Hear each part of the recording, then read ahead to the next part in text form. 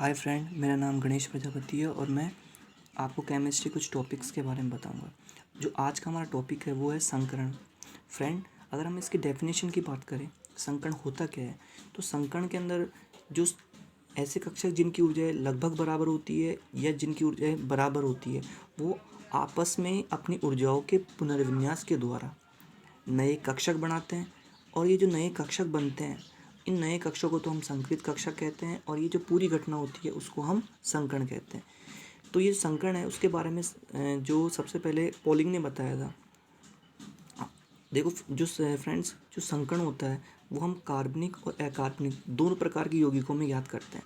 तो सबसे पहले मैं आपको कार्बनिक यौगिकों में किस तरह से संकरण निकाला जाता है वो बताऊंगा। फ्रेंड्स, कार्बनिक यौगिकों में संकरण के लिए सीधा सा फंडा रहता है। यदि कार्बन कार्बन के बीच में सिंगल बॉन्ड है तो वहाँ पे जो संकरण होगा वो हमारे पास sp3 संकरण होगा। यदि कार्बन कार्बन के बीच में डबल बॉन्ड है तो वहाँ पे जो संकरण होता है वो sp2 संकरण होगा।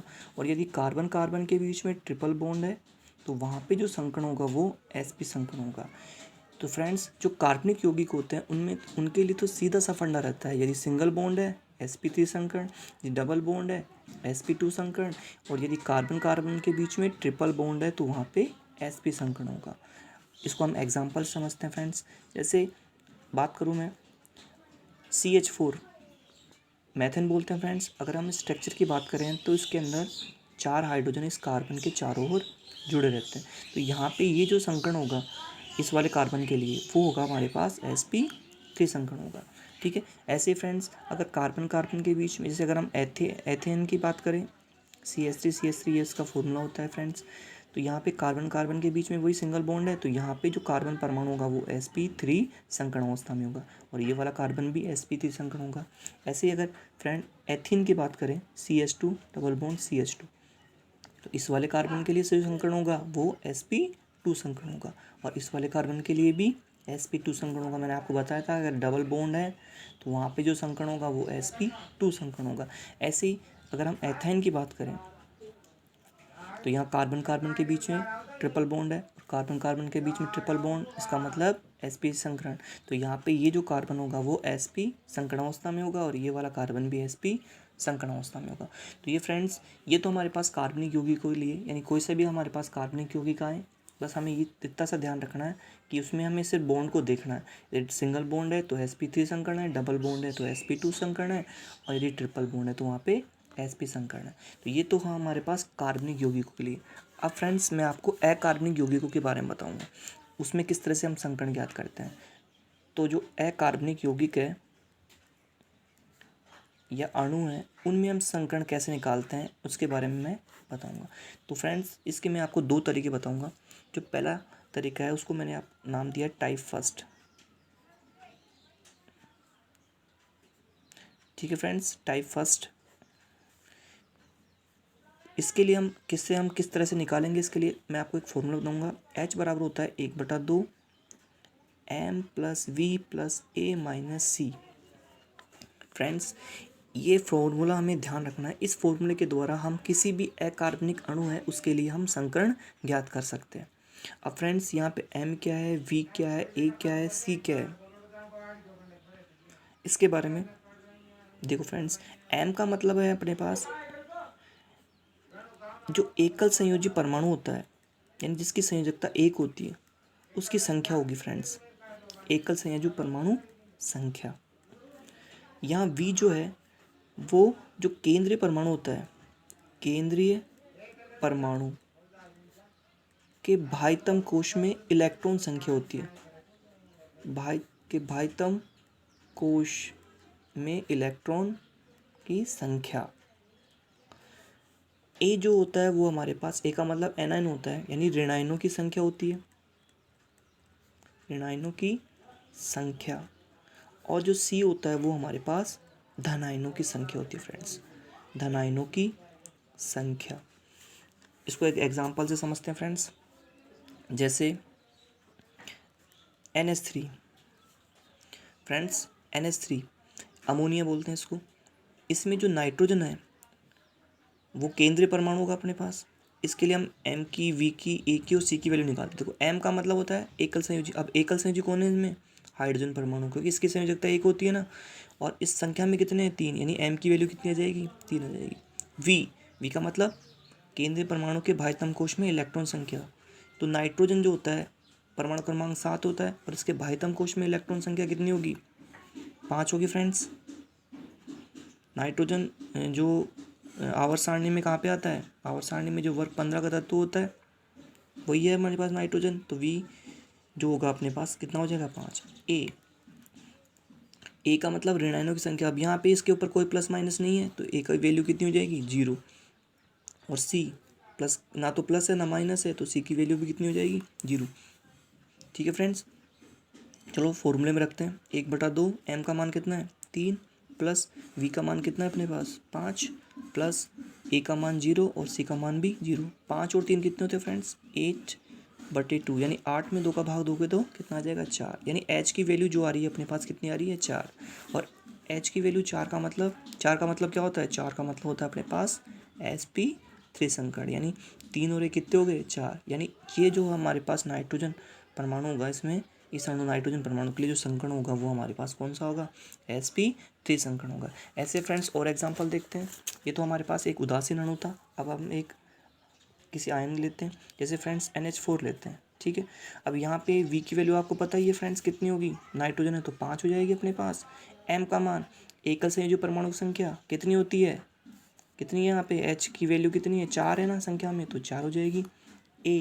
ए का मतलब है ऋण आयनों की संख्या। अब ऋण आयन तो इसके ऊपर कुछ है ही नहीं, यानी माइनस तो चार्ज आ ही नहीं रहा, इसका मतलब ए की वैल्यू कितनी हो जाएगी 0। और सी का मतलब धन आयनों की संख्या। धन आयन कितने हैं यहाँ पे, प्लस कितने आ रहे हैं, एक ही प्लस है, इसका मतलब सी की वैल्यू कितनी हो जाएगी 1 हो जाएगी। फॉर्मूले में रख दो फ्रेंड्स, H बराबर क्या होता है 1/2 m की वैल्यू कितनी है 4, प्लस v की वैल्यू कितनी है 5,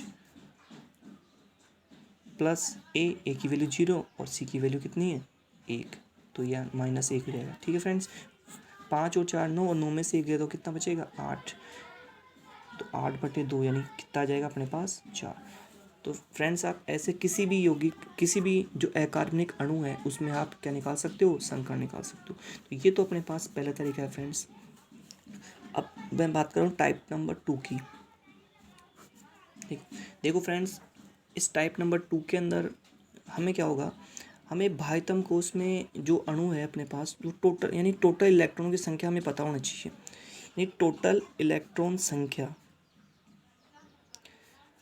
अगर टोटल इलेक्ट्रॉन संख्या 2 से 8 के बीच में है, यानी 2 से लेकर, यानी 2 है या 8 है, तो हमें उन टोटल संख्या को 2 से भाग देना है, 2 से भाग करना है। यदि 8 से ज़्यादा है, यानी 9 से लेकर 56 तक है, तो हमें उसमें टोटल संख्या में 8 से भाग देना है। ठीक है फ्रेंड्स, जैसे एक एग्जांपल से समझते इसको। जैसे फ्रेंड्स H2 है, ठीक है, अब इसमें कुल इलेक्ट्रॉन्स यानी टोटल इलेक्ट्रॉन संख्या निकालते हैं पहले तो देखो फ्रेंड्स, हाइड्रोजन होता है, हाइड्रोजन के बाह्यतम कोश में 1 इलेक्ट्रॉन होता है, तो यहाँ संख्या में कितने हैं H 2 है, तो 2 गुणा 1, प्लस ऑक्सीजन होता है, उसके बाह्यतम कोश में कितने इलेक्ट्रॉन्स होते हैं 6, तो 6 और 2 कितने हो गए फ्रेंड्स 8। तो 8 आ गया तो किससे भाग देना है आपको, मैंने बताया 2 से लेकर 8 तक हो तो किससे भाग करना है 2 से।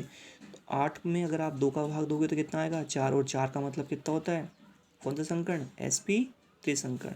ऐसे अगर हम आयन के लिए जैसे NH4+ ये लिया था हमने, ठीक है, यहाँ पे नाइट्रोजन है, वही यहाँ पे बाह्यतम कोश में टोटल इलेक्ट्रॉन्स निकालते हैं। इसमें टोटल इलेक्ट्रॉन्स, ये बाह्यतम कोश में 5, H वही 1 गुणा 4। अब यहाँ पे क्या होगा, अगर हमारे पास धनायन है या कोई आयन आ जाए तो हमें क्या करना है, अगर हमारे पास अगर कोई धनायन आता है तो जितना भी चार्ज आ रहा है उतना चार्ज आपको टोटल इलेक्ट्रॉन की संख्या में से घटा देना है। यदि यहाँ पे देखो +1 आ रहा है तो हमने क्या किया, टोटल इलेक्ट्रॉन 5 + 4 9, और इसमें से क्या करना है 1 घटा देना है, तो कितना आ जाएगा 8। 8 का मतलब वही किससे भाग करना है 2 से, यानी इसमें संकरण कितना हो जाएगा 8 में 2 का भाग दोगे तो 4, यानी 4 का मतलब sp3 संकरण। ठीक है फ्रेंड्स, ऐसे ही अगर और एग्जांपल ले, जैसे हम बात करते हैं CO2 के लिए। ठीक है फ्रेंड्स, यानी टोटल इलेक्ट्रॉन्स निकालो आप, तो टोटल इलेक्ट्रॉन्स कैसे, कार्बन के बाह्यतम कोश में 4, ऑक्सीजन बाह्यतम कोश में 6 होते हैं, और ऐसे कितने यहाँ पे 2, यानी 2 × कितने हो जाएंगे 6। तो 6 को 2 से गुणा किया कितना है 12, और 12 में 4 जोड़ा तो कितना हो गया 16। मैंने आपको बताया था अगर 8 से ज़्यादा आ जाए, 9 से 56 के बीच में आ जाए, तो हमें किससे भाग करना है 8 से। तो हमें किससे भाग देना है 8 से। तो 16 को ये 2 बार कट जाएगा, यानी 2 का मतलब क्या हो जाएगा sp संकरण हो जाएगा। ठीक है, ऐसे और एग्जांपल दे, जैसे हम कार्बोनेट की बात करें CO3-2 के लिए। ठीक है, तो टोटल इलेक्ट्रॉन्स निकालते हैं, इलेक्ट्रॉन संख्या, टोटल इलेक्ट्रॉन संख्या फ्रेंड्स देखो, कार्बन वही कितने भाइतांक उसमें 4, प्लस ऑक्सीजन कितने होते हैं 6 होते हैं, ऐसे कितने संख्या में 3 होंगे। अब यहाँ पे क्या आ रहा है माइनस चार्ज आ रहा है फ्रेंड्स। यहाँ इससे पहले जो एग्जांपल दिया था मैंने, वहाँ पे प्लस आया था। मैंने आपको ये बताया था कि अगर प्लस आए, जितना प्लस आ रहा है वो टोटल संख्या में से आपको घटा देना है, और जितना भी माइनस आए वो टोटल संख्या में आपको क्या करना है ऐड कर देना है। तो देखो आप, तो प्लस के कितना हो जाएंगे, यहाँ माइनस के 2 हैं, तो आप इस टोटल संख्या में प्लस के 2 कर दो। तो आप टोटल करो, 36 18 और 4 कितने होते 22, और 22 में 2 जोड़ोगे तो टोटल कितना हो जाएगा 24। 24 का मतलब वही 9 से 56 के बीच में किससे भाग करना है 8 से। तो 8 से भाग दो फ्रेंड्स, तो 8 3 24, यानी 3 का मतलब कितना हो जाएगा sp2 संकरण। ठीक है, इस प्रकार से हम किसी भी जो कार्बनिक अकार्बनिक जो अणु होगा उसमें हम संकरण ज्ञात कर सकते हैं। ठीक है फ्रेंड्स, धन्यवाद।